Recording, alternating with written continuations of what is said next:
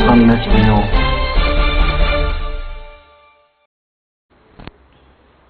जय भीम। सम्यक न्यूज लाईव्हच्या या बातमीपत्रामध्ये मी विजय निलंगेकर आपलं स्वागत करतो। पाहूयात आजच्या सम्यक घडामोडी। आईआईटी के 10,000 से अधिक विद्यार्थियों को शासकीय वैद्यकीय महाविद्यालयों में एमबीबीएस के लिए प्रवेश। 11वीं 12वीं नीट और एम्स की संपूर्ण तैयारी के लिए महाराष्ट्र का एकमात्र आईआईटी नांदेड़ और Latur. Ideal institute of biology Nanded आणि Latur, leader in biology. Phoenix multi speciality hospital and critical care centre, Shivajinagar, Nanded. विद्यापीठाकडून परीक्षा झालेल्या आहेत। उन्हाळी सत्र होतं त्याचं आज ऑक्टोबर महिन्यामध्ये संपलेलं आहे आणि रिझल्ट कधी लागणार आहे आणि त्याची काय व्यवस्था केली आपण एवढं? आता उन्हाळी 2020च्या ज्या काही परीक्षा आतापर्यंत घेण्यात आलेल्या आहेत तर त्याच्यापैकी काल जवळपास 27 तारखेला 20 परीक्षेचे निकाल जाहीर झालेत। 28ला 21 परीक्षेचे निकाल जाहीर झालेले आहेत।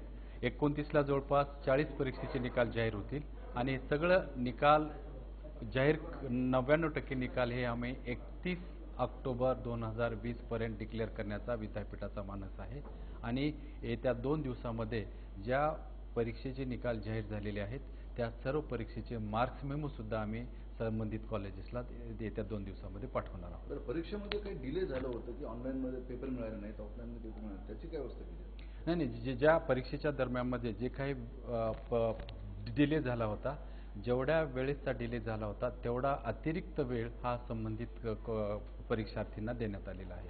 तर जे काही अब्सेंट विद्यार्थी म्हणजे अब्सेंट पेपर आहेत की 60 ते 70 हजारापर्यंत त्याची अब्सेंटी आहे, तर त्याच्याबद्दल काय विचार केला का विद्यापीठाने? नाही, आता अब्सेंटीमध्ये आता आपण आताच मी सांगितल्याप्रमाणे जे काही विद्यार्थी आहेत कोणत्याही कारणामुळे ते जर परीक्षेपासून परीक्षेला अपेअर होऊ शकलेले नाहीत तर मग अशा विद्यार्थ्यांची परीक्षा ॲडिशनल परीक्षा आपण पहिल्या आणि दुसऱ्या वीक नोव्हेंबरच्या फर्स्ट आणि सेकंड वीकमध्ये आम्ही घेणार आहोत आणि फर्स्ट आणि सेकंड वीकमध्ये परीक्षा घेतल्यानंतर आपल्याला खरं ॲक्च्युली कोणतं एक्झॅक्ट अब्सेंटीचं प्रमाण कळेल त्याचा आपण नक्कीच अभ्यास करून निर्णय घेऊ।